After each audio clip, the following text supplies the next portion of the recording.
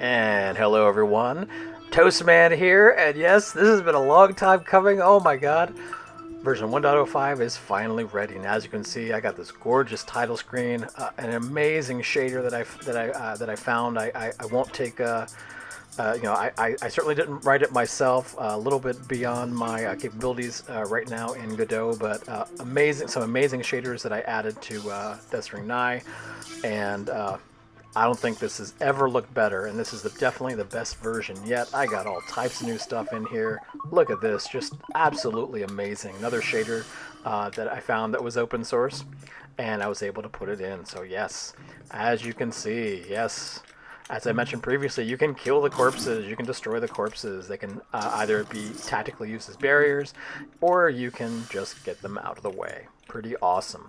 Now, one of the big problems I had is that for some oddball reason, the portal wasn't always opening.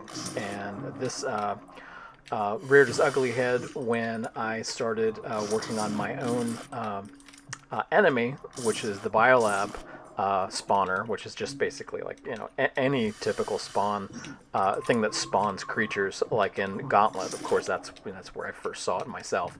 But we have implemented that here. I covered that on my last video, which unfortunately I had to cut short because I ran into some technical difficulties. Well, those technical difficulties are a thing of the past, and finally we get the version that you all deserve, something that is not buggy. There is still some lag, as you'll see, and I am still addressing that, but obviously I wanted to kill off the you know, any possibility of system crash or anything that prevents you from actually proceeding to the next level. And we're going to go through every single level just to show you that everything works and works the way it should. So here again, this is one of my levels. I've covered this before. We're now up to 22 levels. 10 of those are my own. The other 12 are by Mrs. Mrs. is the creator of Deathstring, and this, of course, is a marrying of the two different concepts, Phantasy Star 2 and Deathstring, which with this incredible electrified weapon that he has called the Deathstring. Absolutely love it. This idea didn't even occur to me until I covered it on my channel. I'm like, oh, you know, I could modify this, modify that, and lo and behold, I'm sitting here and I'm creating levels, and I'm having more fun than I've ever had in game development. And I'm doing this all with the Godot game engine, and it is just simply amazing. Highly recommended. You know, if you are new to game development, I wish I had this when I was a kid. This is just amazing, and it makes everything very simple. Also very interesting. Godot is actually an interpreted language, and I wasn't aware of that until recently. I had assumed that to a degree this was compiled, but apparently it's more of a something that's perhaps it uses some bytecodes like Java. I'm not sure, but if my understanding is correct, it is predominantly an interpreted language. So it has incredible performance for an interpreted language, and it can do, you know, basically everything you need for 2D without having to really get under the hood and do things like shaders or other things. So here's another little Mrs. level, and I actually did have some slowdown in this level. It kind of surprised me. This one, obviously, you're going to see a performance lag on this. Now, this is one of the levels where all of a sudden the control would fly out, and that was being caused by the smoothing. Smoothing was enabled. When I turned that off, it stopped flying out, but then you could see the severe slowdown. So I'm addressing this. I'm optimizing things like the enemies themselves. I've been able to strip off some audio nodes from them to make them more efficient, and have some things already preloaded in memory. That seems to have helped, but it is actually the rope node that is causing some of the this resource lag, and that will have to be addressed later. The rope node is the most complicated thing in the game, and it's going to take some while to disassemble that. But in the meantime, I have been optimizing what I can and making sure that I don't go overboard and add too many more features so that, you know, basically there's no real gain there. You know, I've added all these features, but I've taken away, and we're about in the same place where we started. So this is Mrs.'s secret level that was included in the source code, but not distributed in the actual game. If you look in the source code, you will find that this one is called Chaotic. Uh, this one also suffers from lag, but for the most part, this one plays very well.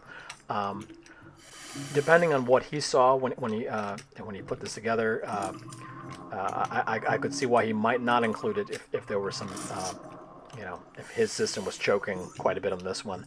Now these little black ghosts here are called DeathBulls, and they're absolutely nasty. One touch death. Doesn't matter how good your health is, they will mess up your world in more ways than imaginable, and they're tough. They're tough at first, but you know, once you get the hang of them, it's no big deal. It's just a new element that's been added in specifically for 1.05. So this is one of the new elements. We're about to see the biolab, which is just a spawner. Not this level. Now this level I have improved. Now obviously I've made it a little more difficult. I put 2 of the death bulls in here, but once you get those guys out of the way, this gets a lot easier. There are blue hearts at either end of the level, and that gives you a full life. So those used to be just 1 unit of life. Now they're full. So as long as you can get through the death bulls, it gets a lot easier. You can just charge right through these monsters and destroy them, and it's really not the chore that it was before. Before it was just a nightmare, having to kind of try to balance when to attack and close quarters combat. This, of course, is one of the newest levels, one of the best of them. This is a complete labyrinth as I had envisioned it. I wanted to add nests like we'd seen in Gauntlet that spawn enemies upon enemies, so you can't just just hang around and do nothing. Like, you got to get up there and destroy those things, otherwise it's going to put out far too many materials. Now, not materials, but enemies. But as you'll see with the spawners, the enemies kind of just hang around the spawn point, and they don't really do anything. And as you can see, they're like all there, one on top of the other. It's not until you actually go in there, like, oh my god, there's like 5-10 of these just hanging out there.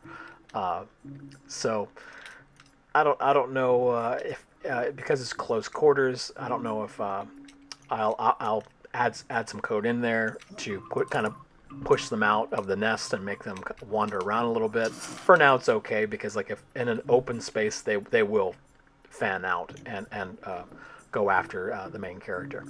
So this is much easier, much more doable. There are some gotchas, obviously. The 2 death bulls are a little bit of a pain, but once you get used to it as being a common element, it's not really a big deal. And so I wasn't able to show past this, and oh my god, this right here, this is a nightmare. I made this as a joke, because I wasn't sure if it was even possible to pass this, and I put it together. I just laughed because I must have died 20-30 times. I was so bad at it, and it actually turned out to be a pretty decent level. It's insane. It's so crazy, but it works. It really works. And of course, I've done a little bit more with Neifirst here. I have made it possible for you to kill her, and there's this hilarious woman screaming sound, but I have disabled that for now. Because I wanted to force you to actually see the dialogue when you try to attack her. There's some funny things in there depending on the number of times you play through and beat the game. I am thinking of unlocking that ability to kill Neifirst every time you see her later, though, and that is all going to be in the next update that is going to deal more with persistent data. I need to be able to save off your progress, and at that point, like, to unlock things like, being able to play as Neifirst, being able to kill her off, when she tries to give you a message, and various other things. So, and as you can see, I've been playing around. I'm not entirely happy with the background here. It was a different one I had in mind. I couldn't quite get it the way I wanted, so I settled on this. It's kind of a neat effect, but it's not exactly what I wanted. So anyway, there's the game in its entirety, played through. Not bad. Actually, I did it in under 10 minutes. And I'll just show you real quick. Just a little bit of random mode here. Obviously, I linked the original game on the main screen. So actually, you can actually click it and it'll go away from the game and open the link in the browser. I didn't have that before, and it was also taking up too much real estate. So it was time to move it. But I'm glad that I put it in an appropriate place and it looks good. So, yep. There, and that's pretty much the update. I'm just so glad that everything's finally working. It wasn't necessarily easy. So, like, comment, and subscribe, and absolutely download the latest version.